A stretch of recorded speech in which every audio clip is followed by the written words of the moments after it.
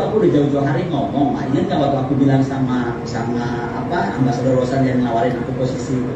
Aku tuh ketawa waktu dia nawarin dia gue jadi wamen atau jadi wamen. Gue ketawa banget karena gue bilang baru-baru gue lah orang luar, gue anggota partai bukan, anggota di dalam sangat pun bukan gitu kan. Mana mungkin sementara aku udah denger langsung dari Mr. X yang nggak akan pernah gue review namanya, dia orang terdekat, orang pendiri Gerindra. Orang waktu belum selesai pilpres aja tuh udah terjadi benturan-benturan atau kubu-kubu. Sekarang kita lihat, aku julukan itu melihat ke dalam Indonesia. Dari sini saya bisa lihat misalnya eskalasi rivalitas Golkar versus Gerindra. Ya.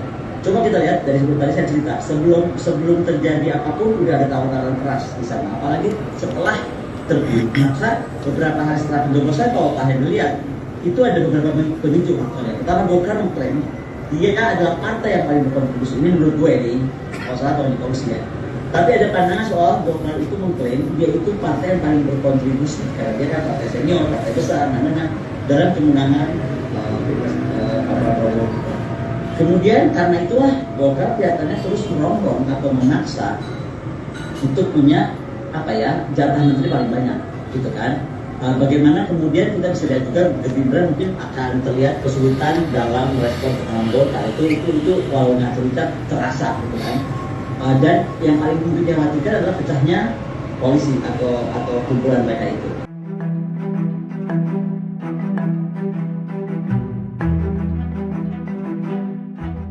Setelah Pilpres 2024, PDIP mulai belak-belakan mengkritik Presiden Jokowi. PDIP menyebut Jokowi menyalahgunakan kekuasaannya di sisa masa jabatan sebagai presiden.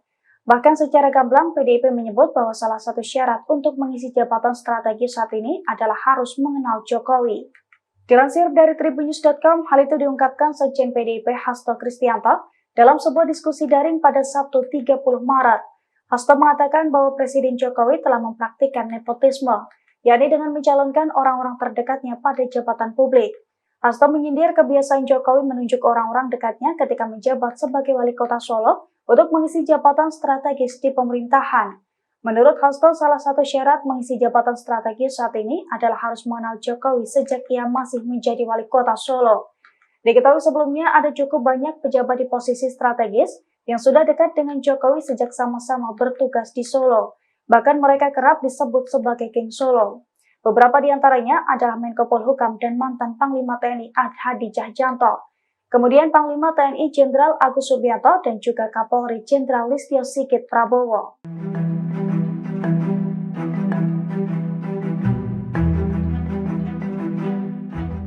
Sekjen PDIP Hasto Kristianto mengaku hilaf karena mencalonkan Gibran Rakabuming sebagai wali kota Solo pada Pilkada 2020. Pernyataan Hasto itu direspons langsung oleh Gibran. Putra sulung Presiden Jokowi itu mengucapkan terima kasih dan meminta maaf kepada Hasto.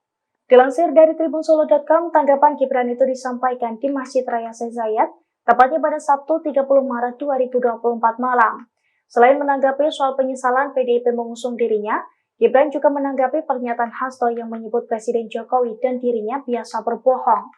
Di mana Hasto mengungkit momen ketika wali kota Solo itu dipanggil karena menemui calon presiden atau capres Prabowo Subianto, tepatnya di Angkringan Oma Semar pada 19 Mei 2023 lalu. Saat itu Gibran berdalih menemui Prabowo dalam kapasitasnya sebagai wali kota Solo yang menerima Menteri Pertahanan atau Menhan. Terlebih ketika dimintai klarifikasi oleh PDIP, ia menegaskan bahwa akan taat kepada keputusan partai. Namun pada akhirnya putra sulung Presiden Jokowi itu justru menyeberang dan berpasangan dengan Prabowo dalam kontestasi Pilpres 2024. Mengenai apa yang disampaikan Hasto itu, Gibran meminta maaf. Download Tribun X sekarang, menghadirkan lokal menjadi Indonesia.